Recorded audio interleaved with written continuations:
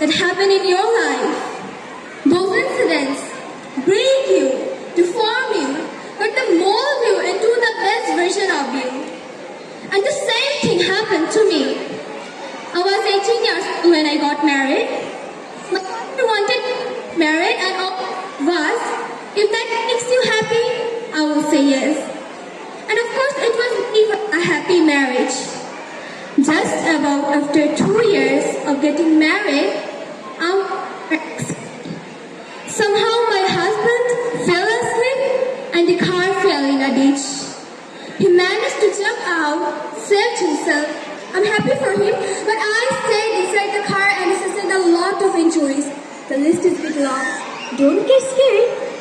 The wrist was fractured, shoulder bone and collarbone were fractured, my whole ribcage got fractured. And because of the ribcage injury, lungs and livers were badly injured. I couldn't breathe. I lost urinary valve control, that's why I have to wear the bag wherever I go. 3 vertebrae of my backbone were completely crushed, and I got paralyzed for the rest of my life. I finally ended up in a hospital where I stayed for 2.5 months. I underwent multiple surgeries. One day, doctor came to me, said, "Well, I heard that you wanted to be an artist, but you ended up being a housewife. I have bad news for you. You won't be able to paint again because your wrist and your arm are so deformed. You won't be able to paint again." Next day, doctor came to me and said, "Your spine injury is so bad. You won't be able to walk again. Because of your spine injury and the fixation that you have in your back, you won't be able to give birth to a child again." That day, I was devastated. I asked my mother, "Why me?" And that is where I started to question my existence, that why am I even alive? And that is where I realized that words have the power to heal the soul. My mother said to me, "This too shall pass. God has a greater plan for you. I don't know what it is, but He surely has."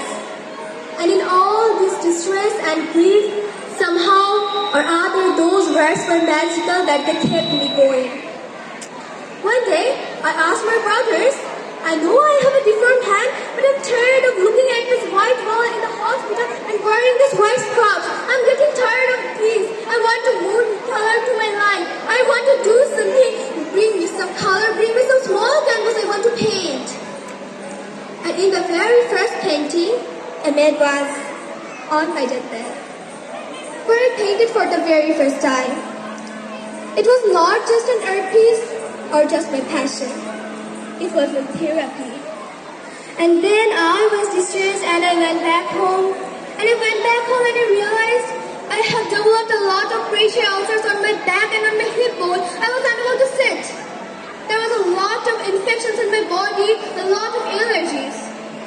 So doctors wanted me to lie down on the bed straight.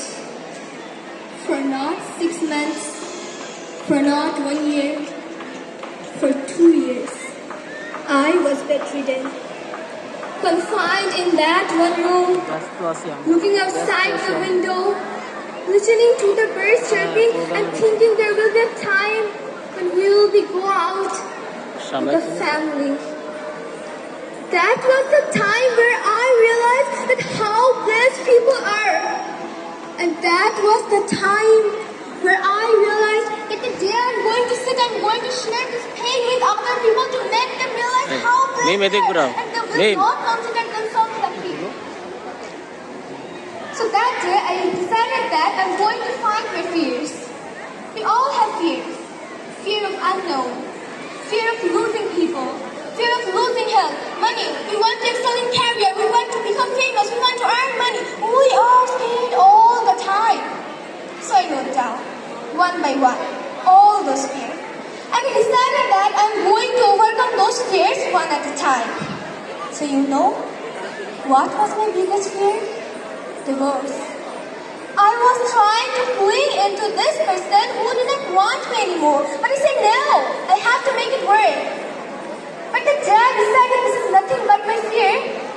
I liberated myself by setting him free. And I made myself emotionally so strong that the day I got that your free is getting married, I sent him a text. I'm happy for you and I wish you all the best. And I know that I'm great for him today. Number 2 was, I won't be able to be a mother again. And that was quite devastating for me. But then I realized there are so many children in the world and all they want is acceptance. So there's no point in crying, just go and adopt one. And that's what I did. People think that they are not accepted other people. So I started appear more in public. I started paint. I decided that I'm going to join the national TV of Pakistan as an anchor person. And I've been a lot of shows for the last 3 years. And now I'm talking about the rights of women, children. We talk about inclusion, diversity, gender equality, which is a must. Every time I go in public, I always smile. There is a big dirty smile in my face. People ask me, don't you tired of smiling all the time?